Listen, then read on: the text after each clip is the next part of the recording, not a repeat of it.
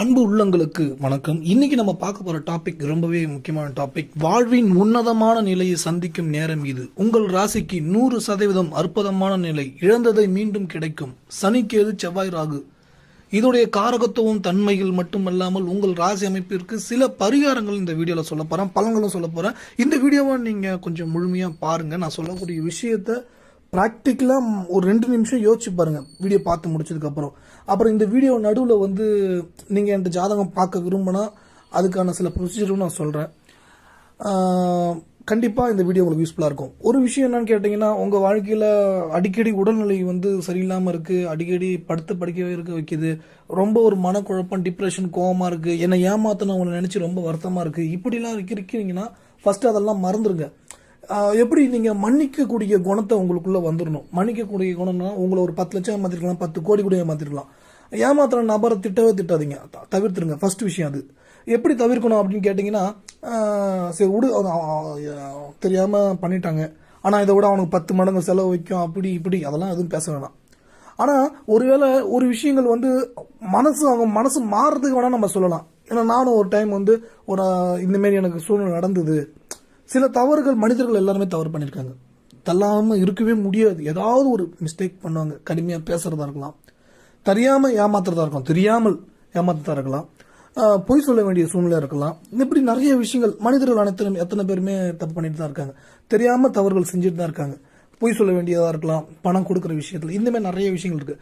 இதுக்கு எல்லாத்துக்கும் முதல்ல வந்து மன்னிப்புன்ற ஒரு விஷயத்த நீங்கள் ஸ்டார்ட் பண்ணணும். அதில் ஃபர்ஸ்ட் பரிகாரமே என்னன்னா, வீட்டில் நோட்டில் எடுத்து இந்த உலகத்தில் இருக்கிற அனைவரையும் நான் மன்னிக்கிறேன். அதாவது எல்லாரையும் மன்னிக்கிறேன்னா எதை மீன் பண்ணி சொல்றேன்னு கேட்டிங்கன்னா, எங்கேயோ ஒரு இடத்துல வந்து மிஸ்டேக் பண்ணியிருக்கலாம், யாராவது ஒருத்தவங்க உங்களை வெறுத்து ஏதாவது சொல்லியிருக்கலாம், பக்கத்து வீடாக இருக்கலாம், பக்கத்து தெருவாக இருக்கலாம், பக்கத்து ஊராக இருக்கலாம், வேற ஒரு நாட்டில் இருக்கலாம். அதனால தான் நான் அப்படி சொல்கிறேன்.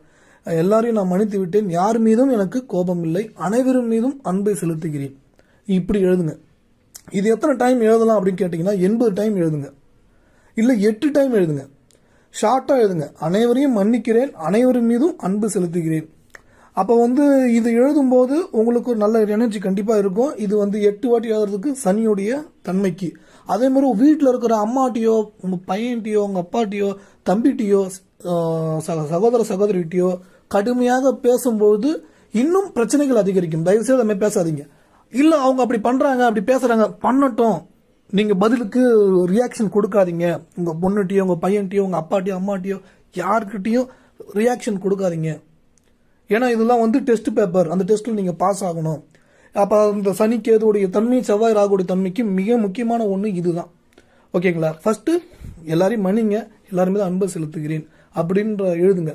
உங்களை டெஸ்ட் பண்ணுறதுக்கு உங்களுக்கு ஆகாத நபர்களை நீங்கள் சந்திக்கக்கூடிய வாய்ப்பு ஏற்படும். அப்போதும் கூட அவர்கள் உங்களை கிண்டல் செய்கிறார்கள், எல்லாம் கடுமையாக பேசுகிறார்கள், மட்டம் தட்டி பேசுகிறார்கள், அதுக்கெல்லாம் வந்து பொருட்படுத்தவே கூடாது. சரி பரவாயில்ல, இருக்கட்டும்ங்க, அப்படியே இருக்கட்டும் அப்படி சொல்லிட்டு நீங்கள் நகர்ந்து வந்துடணும். பதிலடி கொடுக்குறேன்னு சொல்லிட்டு பதிலடி கொடுக்க வேண்டாம். பதிலடி கொடுத்து பேசி ஜெயிக்கலாம், ஆனால் அந்த நிமிஷம் அது நமக்கு டெஸ்ட் பேப்பர். அந்த இடத்துல பேசி ஜெயிச்சுட்டு வீட்டுக்கு வந்துடலாம், ஆனால் டெஸ்ட் பேப்பரில் நீங்கள் தோத்துட்டீங்கன்னு அர்த்தம். அதாவது கிரக நிலைகளுடைய டெஸ்ட் பேப்பரில் நீங்கள் தோத்துட்டீங்கன்னு அர்த்தம். அப்போ பதிலடி கொடுக்குவதை தவிர்த்து கொள்ளுங்கள், மிக முக்கியமான ஒன்று. அடுத்தது, நீங்க இழந்த எந்த ஒரு விஷயத்தையும் மீண்டும் மீண்டும் நினைக்காதீங்க. மீண்டும் மீண்டும் நினைக்காதீங்க. அந்த ஒரு பொருள் வாங்காம இருந்த வாழ்க்கை மாறி இருக்குமே, இந்த இடத்துல கடன் வாங்காம இருந்த வாழ்க்கை மாறி இருக்குமே, இப்படி ஒரு 3 கோடி போச்சு, அப்படி ஒரு 4-5 கோடி போச்சு, இத்தனை கோடி கடன் ஆயிடுச்சு, இத்தனை பிரச்சனை ஆயிடுச்சு, அப்படி இப்படின்னு எதையும் முடிஞ்சு போன விஷயத்த நினைச்சு வருத்தப்படவே படாதீங்க. நான் இந்த உலகத்துக்கு இன்னைக்குதான் புது மனுஷனா வந்திருக்கேன் அப்படின்னு நினைச்சுக்கங்க. நான் நிறைய வீடியோல அதை சொல்லியிருக்கேன், திரும்பி நான் சொல்றேன்னா மிக முக்கியமான விஷயம் இதுதான். ஏன்னா நிறைய பேர் ஏமாந்துட்டன்ற ஒரு விராக்தி வந்து தாங்கவே முடியாது. கோபம் ரொம்ப உச்சபட்சமாக வரும். கோபம்ன்றது உச்சபட்சமாக ஒரு விராக்தியான நிலையை வந்து ஏற்படுத்திக்கிட்டே இருக்கும். அப்போ இதெல்லாம் தவிர்ப்பதற்கு மிக முக்கியமான ஒன்று. நீங்கள் நடந்து முடிஞ்சதை நீங்கள் மீண்டும் மீண்டும் நினைக்க வேண்டாம். போனால் போதுங்க, திரும்ப சம்பாதிச்சுக்கலாங்க, கண்டிப்பாக சம்பாதிக்க முடியுங்க. ஆனால் வந்து அதே வேகத்தில் அந்த விட்டதை பிடிக்கணும்னு நம்ம ஓடும்போது தான் நமக்கு டிப்ரெஷன், கோபம் எல்லாமே வந்துடுது. ஓகேங்களா? இதை நீங்கள் ப்ராக்டிக்கலாக புரிந்து கொள்ள வேண்டும். அடுத்தது மிக முக்கியமான விஷயம், நீங்கள் ஒரு 100 ரூபாவோ, ஒரு 100,000மோ, இல்லை 100 லட்சமோ ஏமாந்துட்டீங்க. அந்த ஏமாந்த விஷயத்த வந்து 4 பேர்கிட்ட சொல்லவே சொல்லாதீங்க. அவசரப்பட்டுட்டேன், இந்த மாதிரி மாட்டிக்கிட்டேன், இதில் தப்பு பண்ணிட்டேன், அப்படின்னு யாருக்கிட்டையுமே சொல்லாதீங்க. ஆனால் அதுக்கு சொல்யூஷன் கண்டிப்பாக கொடுப்பாங்க, உண்மையாக இருப்பாங்க, யார்கிட்டையும் சொல்ல மாட்டாங்க, கண்டிப்பாக நல்ல மனிதராக இருப்பாங்க, இதை நினச்சி அவங்க சந்தோஷப்பட மாட்டாங்க. அப்படிப்பட்ட ஒரு மனிதரிடம் இவர் சொல்யூஷன் கொடுப்பாருன்னா அந்த விஷயத்த சொல்லி அது தீர்வுக்கான நீங்கள் முயற்சி செய்யலாம். ஆனால் நீங்கள் அனைவரிடமும் ஏமாந்து விட்டீர்கள், இழந்து விட்டீர்கள் என்றால் அது அவர்களுக்கு மகிழ்ச்சியாக கொடுக்கக்கூடிய சில விஷயங்களை கொடுக்கும். அது வந்து முன்னாடி ஒன்று பேசுவாங்க, பின்னாடி பேசுகிறவங்க இருந்துட்டு தான் இருக்காங்க. ஓகேங்களா? அதெல்லாம் நான் கெட்டவங்கள நல்லவங்கள மாத்துறது தான் நம்ம வீடியோவில் நிறைய கண்டென்ட்டை சொல்லிட்டு இருக்கிறோம். நிறைய விஷயங்கள் எப்படிப்பட்ட ஒரு கெட்ட மனிதர்களும் நல்லவங்களாக மாறிடுவாங்க அப்படின்னு நிறைய வீடியோ நம்ம சொல்லியிருக்கோம். ஸோ ஆனாலும் இதை நீங்கள் பகிர்ந்து கொள்ளக்கூடாது, இது மிக முக்கியம். இழந்ததையோ ஏமாந்ததையோ யாரிடம் பகிர்ந்து கொள்ளாதீங்க. அதே மாதிரி அடுத்த விஷயம், உங்களுடைய திருமண வாழ்க்கையோ ஒரு தொழில் சார்ந்த விஷயமோ எது வேணாலும் இருக்கலாம். 3 பேர் பார்ட்னர்ஷிப்பு, 2 பேர் பார்ட்னர்ஷிப்பு, ஒரு பிஸ்னஸோ இல்லை திருமண வாழ்க்கை, திருமணம் செஞ்சுக்க போகக்கூடியவங்க, இந்த மாதிரி எதுவானா இருக்கலாம். அப்போ இந்த விஷயங்களை வந்து அந்த 2 பேர் 1 to 1 இருக்கணும். வேற யாருக்கும் வெளியே சொல்லிக்கிட்டு இவங்கள வெளியில் வந்து பொண்ணு சைடில் பொண்ணோட ஃப்ரெண்டுகிட்டையோ பையன் சைடில் பையனோட ஃப்ரெண்டுகிட்டையோ சொல்லிக்கிட்டு அந்த மாதிரி விஷயங்கள்லாம் பேசுவதை தவிர்த்துக்கணும் மேக்சிமம். ஏன்னா சில பேர் வந்து இவங்களாம் பிரியணும், இவங்க நல்லா இருக்கக்கூடாது அப்படின்னு நினைக்கக்கூடிய ஒரு ஆட்களும் உண்டு. அது வந்து நமக்கு நல்ல நேரம் இல்லைனாலே இந்த மாதிரி தொந்தரவுகளை ஏற்படுத்தும். ஏன்னா கிரக நிலைகள் பார்த்தீங்கன்னா இந்த மாதிரி ஆட்கள் எல்லாம் வரக்கூடிய நேரம் இதெல்லாம். ஸோ ஓகேவா, அந்த மாதிரி விஷயங்களை கொஞ்சம் சந்தேகம் இருந்தாலும் அவங்கள தவிர்த்துங்க. தவிர்த்தா கோச்சு பண்ணணும், பரவாயில்ல, பிரச்சனையே இல்லை. முடிஞ்சு போன விஷயங்களோ இதெல்லாம் பேசுனாலும் அவங்கள்ட்ட வந்து ஒதுங்கி நில்லுங்க.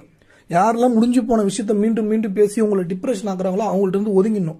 வீட்டிலேயே அம்மாவே பேசுறாங்க, அப்பாவே பேசுறாங்க, அண்ணனே பேசுறாங்க, ஸோ அவங்க விவரம் அறியாம பேசுறாங்க, நண்பர்களும் எடுத்துங்க. அப்போ இவங்க பேசுறாங்கன்னா உடனே அந்த இடத்த விட்டு நகர்ந்துடணும். பதிலுக்கு போட்டி போட்டு நீ பண்ணதால் தானே இது இப்படி நடந்துச்சு அப்படிலாம் பேசவே பேசாதீங்க. இதெல்லாம் சனிக்கு எதுவும் செவ்வாய் ராகுடைய தன்மை ரொம்ப டிப்ரெஷன், கோபம், விராக்தியை ஏற்படுத்தும். இப்போ சொல்ல போற பரிகாரம் ரொம்ப முக்கியமான பரிகாரங்க. இந்த பரிகாரம் வந்து எல்லாரும் செய்ய முடியுமான்னு எனக்கு தெரியல. செஞ்சீங்கன்னா கண்டிப்பா ரொம்ப சிறப்பா இருக்கும். ரொம்ப ஒரு உச்சகட்டமான பிரச்சனையில் நீங்க இருக்கீங்க. இந்த செவ்வாய் ராகுடைய தன்மை, கேதுடைய தன்மை, தொழிலில் மிகப்பெரிய இழப்பு, அது இதுன்னு எவ்வளோ விஷயம் இருக்கும். நீங்கள் என் ஜாதகம் பார்த்து உங்கள் டைம் வேஸ்ட் பண்ணாதீங்க, வேணாம். நீங்கள் பண்ண வேண்டிய பரிகாரம், திருச்செந்தூர் கோயிலுக்கு போங்க.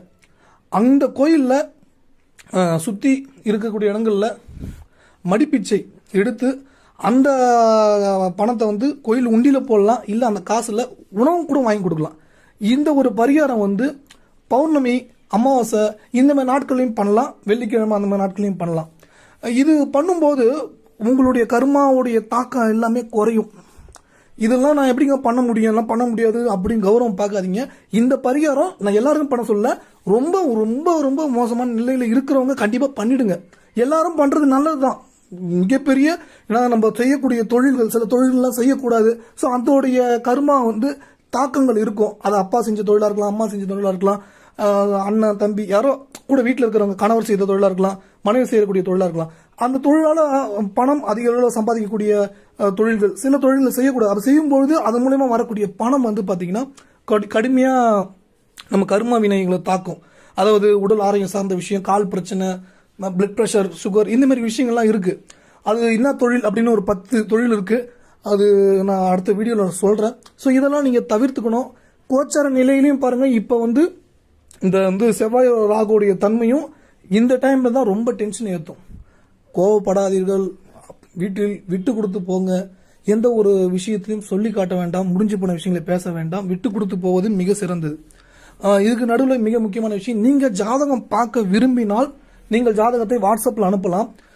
உங்களால் எவ்வளோ பே பண்ண முடியுன்றதை நீங்கள் சொல்லலாம். என்னால் இவ்வளோ தான் பே பண்ண முடியும், ஏன்னா என்னோட ஃபீஸ் வந்து அதிகங்க, எல்லாராலையும் பே பண்ணி பார்க்க முடியாது. ஸோ அதனால் வந்து இந்த மாதிரி ஒரு வாய்ப்பை நான் வந்து கொடுக்கணும்னு நினைக்கிறேன். இவ்வளோ தாங்க என்னால் பே பண்ண முடியும், ஜாதகம் பார்க்க முடியுமா அப்படின்னு கேள்வி கேளுங்க. ஜாதகம் அனுப்பிச்சு முடிஞ்சுன்னா பார்க்க முடியும்னா நான் அக்கௌண்ட் நம்பர் அனுப்புகிறேன், நீங்கள் பே பண்ணலாம். அதுக்கு முன்னாடி பே பண்ண வேண்டாம். ஓகேங்களா? கேட்டு பே பண்ணுங்க, கேட்காம பே பண்ண வேண்டாம். இது ஜாதகம் பார்க்கறதுக்கான விஷயம். அதுக்கு அடுத்தது மிக முக்கியமான இன்னொரு விஷயம், இந்த பரிகாரம், மடிப்பிச்சை எடுப்பதோ இந்த மாதிரி விஷயங்கள் வந்து மற்றவங்களுக்கு சொல்லுங்க. இது ரொம்ப என்னென்னமோ கோயில் போய் என்னென்னமோ பண்ணி பார்த்தா எதுவுமே வேலைக்கு ஆகல அப்படின்னு சொல்கிறவங்களுக்கு தான் அதை சொல்கிறேன்.